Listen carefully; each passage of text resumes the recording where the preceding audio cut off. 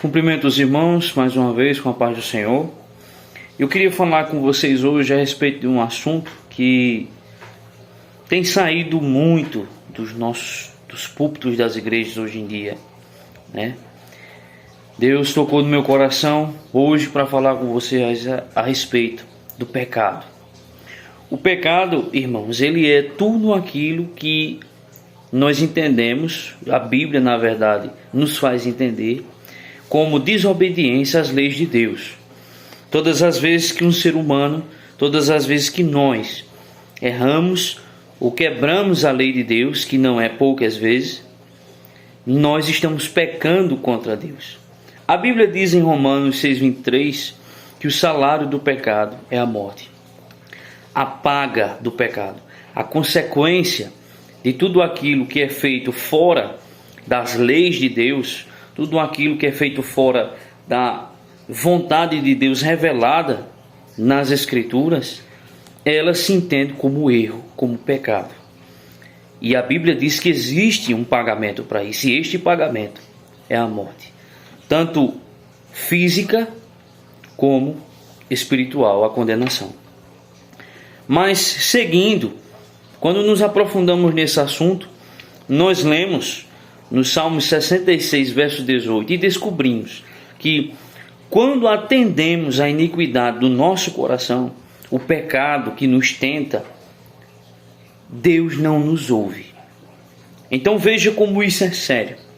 Quando nós alimentamos a nossa carne, quando nós damos espaço a esta doença, quando nós damos espaço ao pecado em nossas vidas, não estou falando num pecado acidental, porque acidentalmente pecamos todos os dias, mas estou falando num pecado proposital.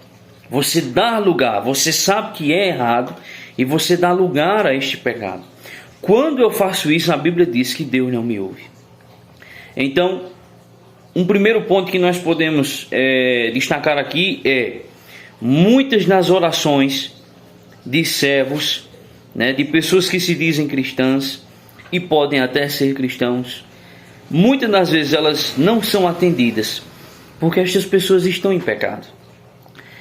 Não estou falando sobre perfeição, mas estou falando que pode existir alguma coisa, a palavra nos mostra isso, pode existir alguma prática que está sendo feita que faça com que a sua comunhão com Deus ela não seja totalmente destruída, mas que ela seja penalizada, que ela seja prejudicada. A comunhão com Deus é uma ligação, e o pecado é como uma faca que vai cortando esta ligação, esta corda, vai desgastando essa comunhão, essa ligação que temos com Deus. O pecado faz isso porque Deus é santo e nele não habita injustiça. Quando lemos ainda em Isaías 59, verso 2, nós descobrimos que o pecado faz separação entre nós e o nosso Deus. A Bíblia nos ensina que é como se um muro se levantasse entre as criaturas e o Criador, entre os filhos de Deus e entre Deus o Pai. Uma separação entre aquele que é santo, que é justo, e aqueles que são pecadores e injustos. Nós sabemos que quando uma pessoa ela é nova convertida e ela nasce de novo, ela está morta para o pecado.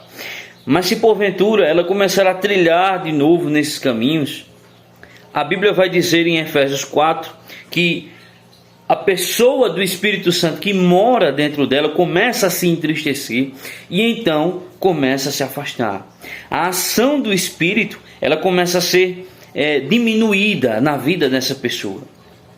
Ela já não vê problema em assistir certos tipos de coisas, ela já não vê problema em falar certos tipos de palavras, ela já não vê problema em estar na companhia de pessoas que não agradam a Deus com que ela esteja, entende?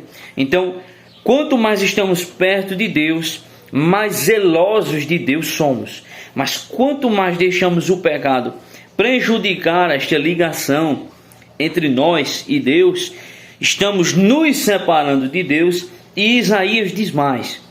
Isaías diz que Deus esconde o seu rosto para não nos ouvir. A Bíblia diz em Hebreus, em Abacuque, capítulo 1, verso 13, que Deus é tão puro de olhos que ele não pode contemplar o mal. O sentido ali não é dizer que Deus ele é inocente quanto ao mal, não. Mas se Deus ele é tão puro de olhos que se Deus encarar o mal será consumido. Porque Deus é santo, é justo. E a Bíblia diz em 1 Pedro capítulo 1, em Levítico 11 também, que devemos ser santos assim como Deus é santo. Não santo no sentido de perfeição, mas santo no sentido de separação. Somos separados por Deus. A Bíblia diz também em Gênesis 4, verso 7, que o pecado jaz à porta. Quando nós lemos esta referência, nós vemos Deus falando com Caim no momento em que ele estava fazendo a sua oferta de sacrifício. Os irmãos conhecem a história. A oferta de Abel, seu irmão, foi aceita, mas a oferta de Caim não. E há muitos que dizem que Caim ele deu o resto da plantação. Mas nós não vemos isso na Bíblia. A Bíblia nos mostra que simplesmente a intenção de Caim era ruim. A Bíblia diz em Atos 15:8 e Jeremias 17:10 que Deus conhece o coração humano e as intenções do nosso entendimento. Ele sabe quem nós somos por dentro. Deus olhou para Caim e viu a sua intenção. Então ele diz em Gênesis 4:7: se bem fizeres, não haverá aceitação para ti, e se não fizeres bem, o pecado jaz à porta. Para ti será o seu desejo, e sobre ele dominarás. Qual o sentido aqui? O que Deus está querendo dizer a Caim a respeito deste mal que jaz à porta? Deus estava dizendo a Caim o seguinte: olha Caim, se você fizer o bem, você será aceito por mim. Mas se você fizer o mal, a maldade que está dentro de você jaz à porta. Ela quer possuir você. O sentido que Deus quer dizer aqui para Caim era como se o pecado ou a maldade funcionasse como um animal feroz que está à porta, deitado, dormindo. Se eu abrir a porta e der brecha a ele, ele entrará e, como está escrito na palavra, ele me possuirá. O desejo do pecado, a inclinação do pecado é possuir o ser humano, fazer com que ele siga e seja guiado, não mais agora pela vontade do Espírito Santo de Deus, mas pelas suas próprias concupiscências. E a Bíblia diz em 1 João capítulo 2 que os desejos da carne, os desejos dos olhos e a soberba da vida não provém do Pai, mas do mundo. O mundo caído reproduz isso. Nós nascemos com esta inclinação. Mas agora fica a pergunta: qual é a origem do pecado? A origem do pecado, meus irmãos, se encontra no orgulho, na satisfação própria, do que na obediência a Deus. Nós vemos isso um pouco mais atrás em Gênesis capítulo 3. A Bíblia vai dizer a partir do verso 1 que Satanás se incorpora no corpo de uma serpente e agora começa a falar com Eva, falando mentiras, manipulando Eva com meias verdades e colocando uma pitada de mentira por ali. Então, ele faz com que ela coma do fruto.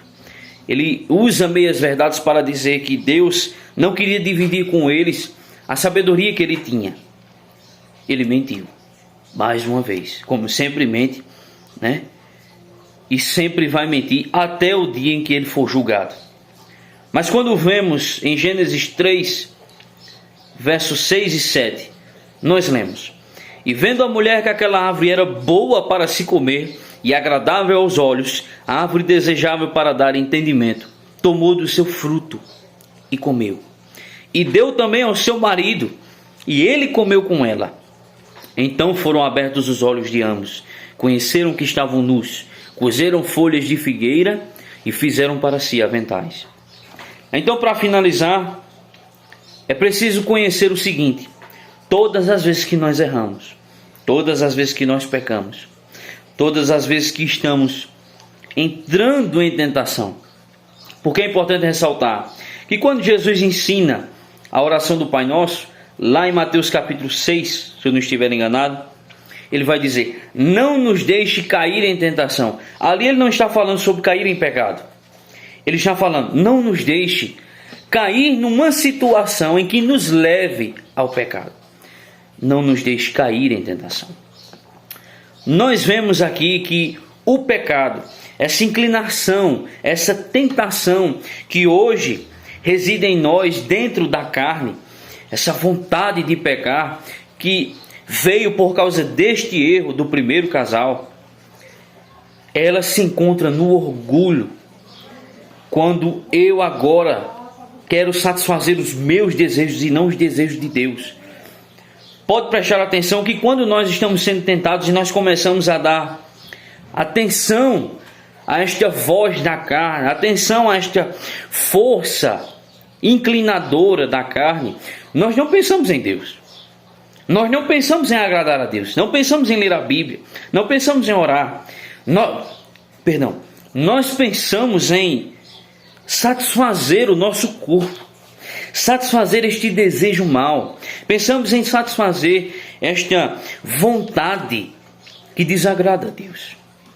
Então, meus irmãos, eu quero dizer a vocês o seguinte. Em Hebreus capítulo 12, ele diz: vocês não ainda resistiram até o sangue, combatendo contra o pecado.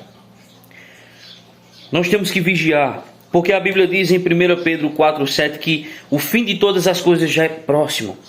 Então sede sóbrios e vigiai. O pecado jaz à porta de todos. Porque mesmo quando uma pessoa é nascida de novo, é uma nova criatura, ela não está livre de cair. Como Paulo diz: aquele que está em pé, cuide para que não caia. Vigiem. Se vocês errarem, se vocês pecarem, temos um advogado, Jesus Cristo.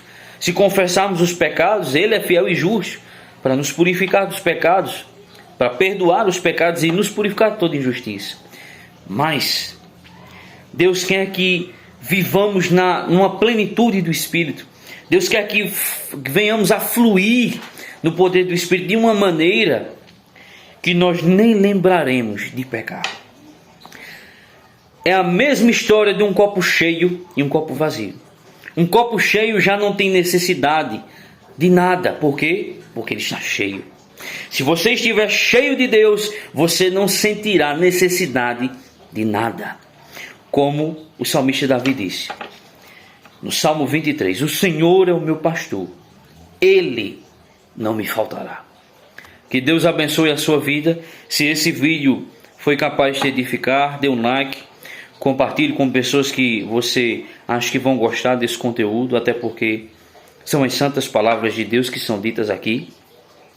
Compartilhe, se inscreva no canal se você gosta desse tipo de conteúdo, e que Deus abençoe vocês. E vamos orar, vamos vigiar para que estes dias venham a ser mais suportáveis na graça de Deus e na presença do Espírito Santo. Somos vitoriosos contra o pecado quando estamos ligados com Deus.